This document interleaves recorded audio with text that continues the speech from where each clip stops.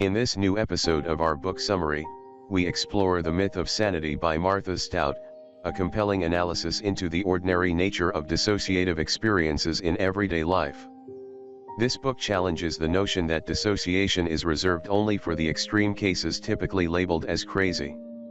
Instead, Stout reveals how common it is to endure moments where we lose track of time, forget our surroundings, or even experience out-of-body phenomena, suggesting that these instances are influenced by both minor and significant traumas throughout our lives.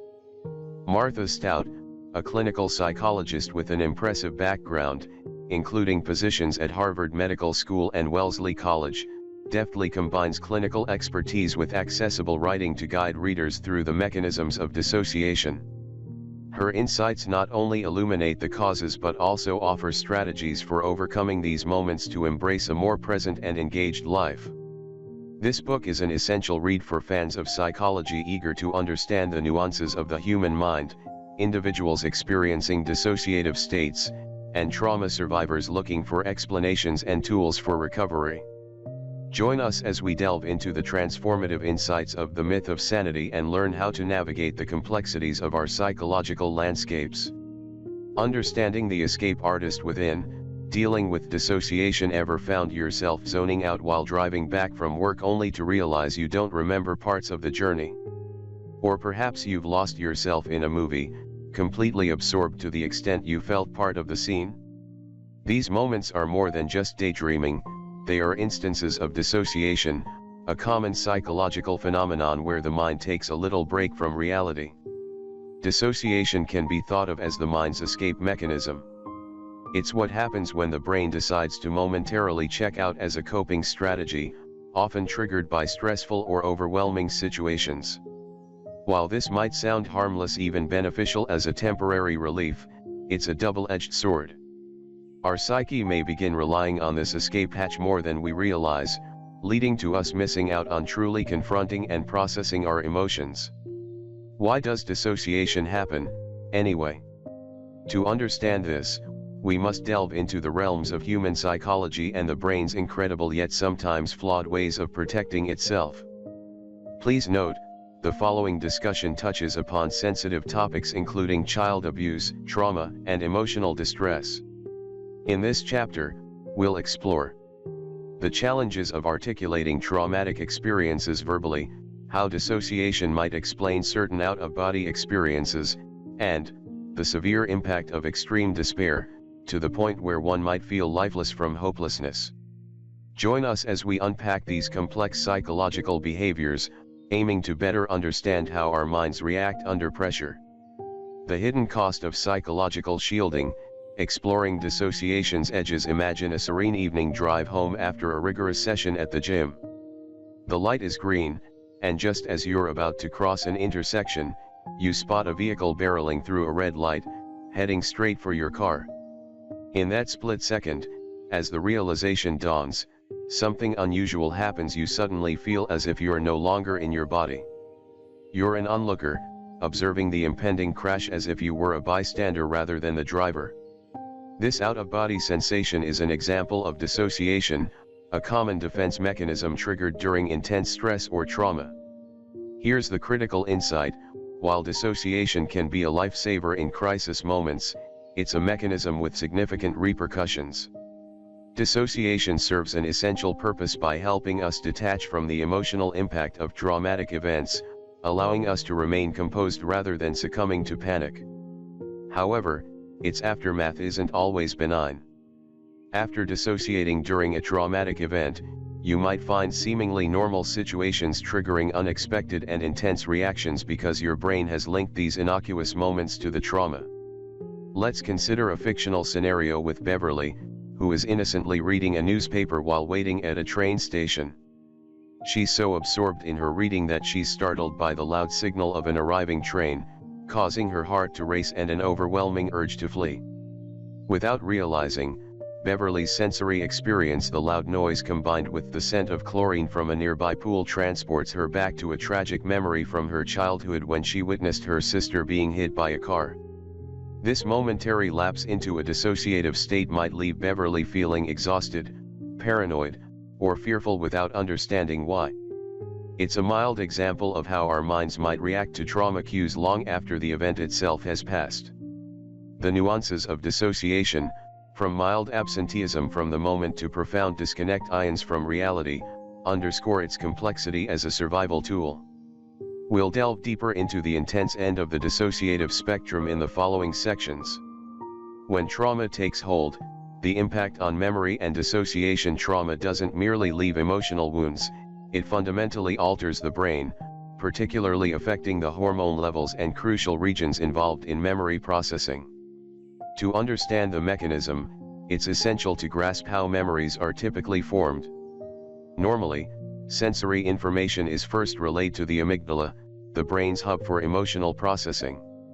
Once the amygdala evaluates this data based on its emotional content, it forwards these assessments to the hippocampus. There, the information is organized by emotional weight and integrated with existing memories.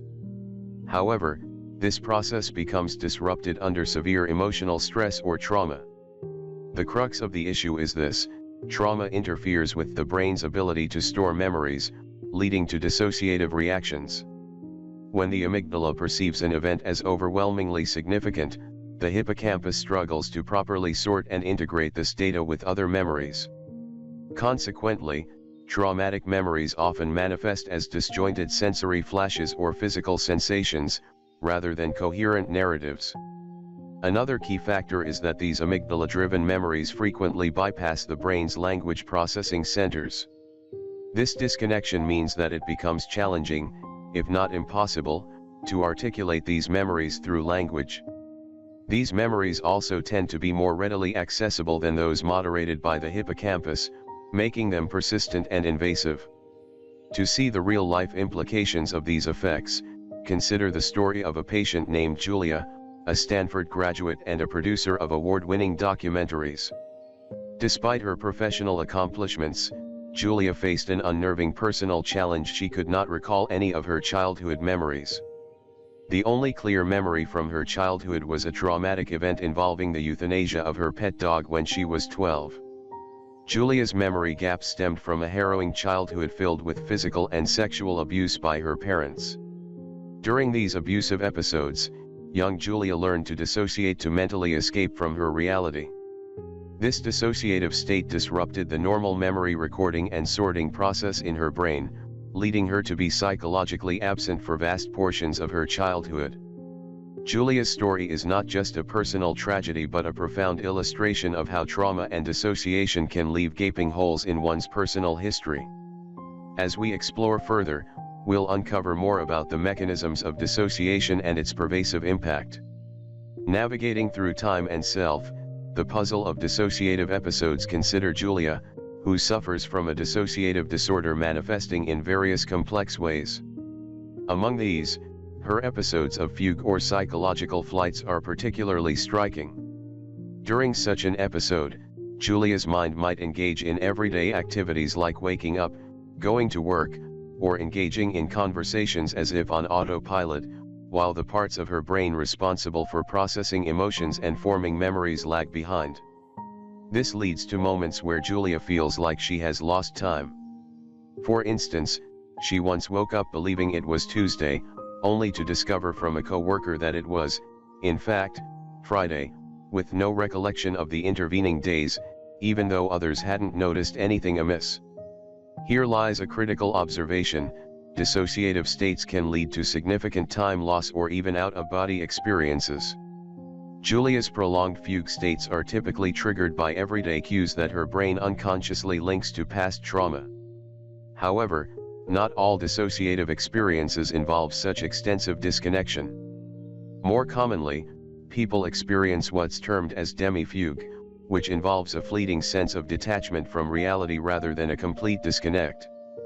Consider Lila, another patient, who refers to her experiences of demi-fugue as her fly-away self. A confrontation at a store, where a cashier's disdainful look reminded her of her stepfather's expressions, catapulted her into this fly-away self.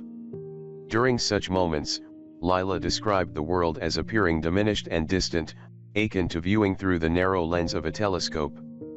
Demi-fugue also encapsulates other types of out-of-body experiences. Picture a college sophomore traveling home for Thanksgiving. Despite a seemingly normal flight, she arrives feeling unusually tired and heavy, as if weighed down. Throughout the weekend, she feels strangely absent, likely dissociating due to unresolved childhood trauma linked to her family home. These stories underline a common pattern: many who experience dissociative states have a history of childhood trauma. As we delve deeper into this connection, we aim to uncover why such early hardships frequently pave the way for dissociative disorders later in life. The heightened vulnerability of children to trauma. Child abuse remains a stark reality across the globe. In the United States alone, nearly 5% of all children are reported as victims of abuse each year. Furthermore, conservative figures suggest that up to 38% of American girls and 16% of boys face sexual abuse before reaching adulthood. Beyond direct abuse, many children are exposed to indirect forms of violence, from witnessing muggings and shootings, particularly in urban settings, to living through large-scale disasters, which impacted 3 billion people from 1967 to 1991 alone. While the majority of children may not directly encounter abuse or disasters, it's essential to recognize their heightened sensitivity to traumatic events.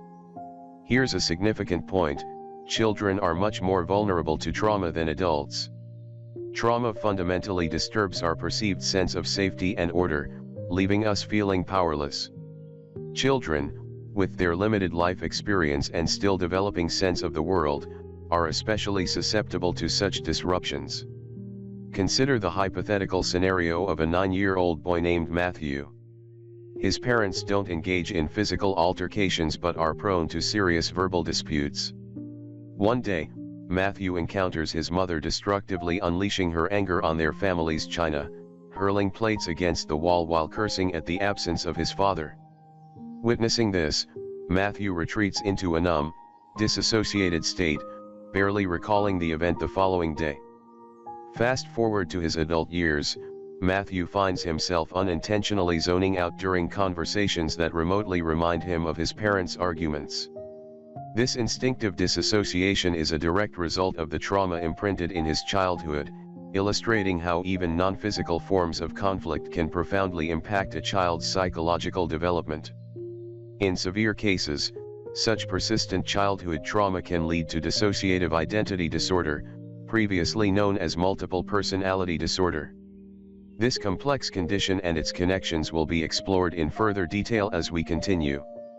The origins of dissociative identity disorder in childhood trauma. Dissociative identity disorder, DID, although complex and not fully understood, is predominantly linked to prolonged, severe abuse experienced during childhood.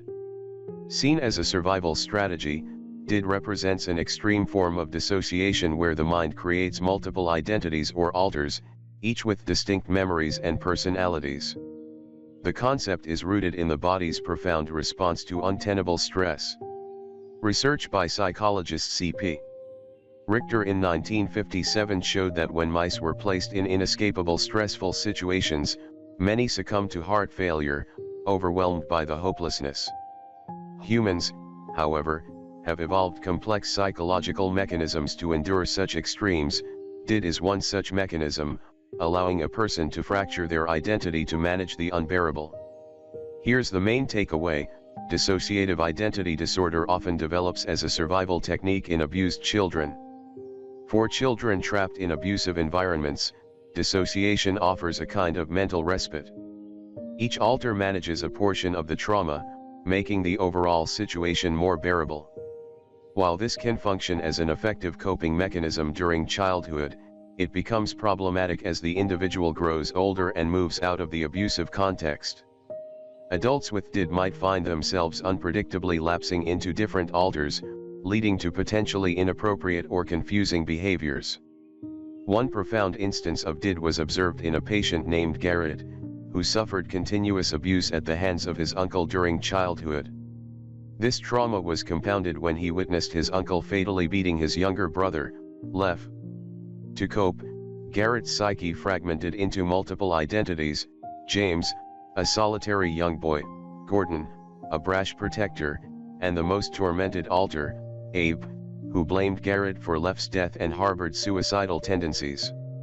Garrett's case illustrates the severe complexity of did, where the alters served distinct roles in handling the trauma. While not all did manifests through such dramatic personality shifts, often the transitions between alters are more subtle. The underlying mechanism of coping through dissociation remains consistent. As we explore further, the nuances of these transitions and their impact on daily life will become clearer, revealing the delicate balance those with did must navigate. Navigating the unpredictable waters of dissociative identity disorder. Think about how well you know the people closest to you, your family, friends, or spouse. You might confidently say you can predict their behaviors and responses. However, our perceptions of others are often tinted by our expectations and desires, not just objective observations, which can sometimes blind us to deeper, underlying issues they might be facing. For example, consider how you might rationalize a friend's irritable mood one evening as stress from work rather than a facet of their personality. This tendency to attribute such behaviors to external factors helps maintain a consistent image of them in our minds. But what if the reality was more complicated? What if these mood fluctuations were not just situational but indicative of something like dissociative identity disorder, DID? Here's a vital point to grasp. Dissociative identity disorder can lead to significant, unexpected changes in behavior. In America, less than 1% of the population is estimated to have DID in the form where distinct personalities or alters emerge. More frequently, DID manifests as sudden, unexplained shifts in behavior that diverge sharply from a person's usual self. Consider Nathan, a case study who is typically outgoing and affable. His wife of 15 years regards him as a loving father and spouse. Yet, Nathan sometimes exhibits baffling behavior, disappearing for hours or acting out in unwarranted jealousy. One moment, he is the loving Nathan his wife knows, and the next, he plunges into irrational, jealous interrogations about her past. For his wife, these unpredictable behavioral shifts make her feel disconnected and unimportant, as if she's constantly treading lightly to avoid triggering Nathan's most distressing altercations. This example underscores a common struggle for those close to individuals with DID. They often find themselves managing around these unpredictable switches that can leave them feeling isolated and fearful within the relationship. Understanding DID and its impact not only on those diagnosed but also on their loved ones is crucial for fostering empathy and providing appropriate support. As we explore further, we aim to illuminate the challenges and paths to managing this complex disorder effectively. Breaking free from dissociative states by confronting the past. Dissociative states, ranging from simple daydreaming to adopting entirely different personas, are more common than one might think. How, then, can individuals break free from these states and regain control over their consciousness? Insight from the author's work with patients like Garrett and Julia brings hope and direction. Their journeys through facing their difficult pasts show the power of confronting trauma head-on. Here's the core message: overcoming dissociative states often requires tackling past traumas directly and accepting responsibility for healing. Take Garrett, for example. His alter, Abe, tormented by guilt and false memories of causing his brother's death, dominated his mental landscape. Through sessions involving hypnosis, however, Abe was repeatedly exposed to the reality of the events until he accepted the truth that he wasn't to blame. This realization ultimately led to Abe's disappearance from Garrett's mind. Similarly, Julia, who had almost no memory of her abusive childhood, gradually revisited her painful memories under guided hypnosis. She physically revisited places tethered to her trauma, like her old neighborhood and a significant beach. This brave confrontation with her past allowed her to start healing. So, if you suspect someone has dissociative tendencies, there are ways to help. Ensure safety first. If the person might become violent, distance is crucial. However, if there's no immediate threat, encourage their true self to re-emerge by engaging them with their preferred identity. You can facilitate their journey towards recognizing their condition by suggesting therapy, provided they're open to acknowledging their issue. For those who might be experiencing dissociative disorders themselves, Initiating recovery can take several forms. Maintaining a dream journal, practicing mindfulness, or meditation can provide insights into your subconscious. Returning to places linked with your traumas might be daunting but can confront and diminish the power of those memories. Most critically, shifting the perception from seeing oneself as a victim to recognizing oneself as a survivor can dramatically alter the internal narrative, reducing the control of past abusers and empowering oneself towards recovery. These strategies highlight that while the path to overcoming dissociative states isn't simple, it's laden with potential for personal restoration and peace. Concluding insights on dissociation. Dissociation serves as a critical psychological defense mechanism, originally designed to shield us from emotionally overwhelming situations. This process, while normal and often necessary, can be finely honed during childhood, sometimes to a detrimental extent. As adults, this heightened ability to dissociate can lead us to regularly detach from our emotions, thereby preventing full engagement with the present. The encouraging takeaway, however, is that even profound dissociative disorders can be addressed effectively. By courageously confronting our traumatic experiences and assuming responsibility for our emotional well-being, we enable ourselves to lead richer, more present lives. Through understanding and addressing our dissociative experiences, we can transition from mere survival to actively thriving in our day-to-day lives.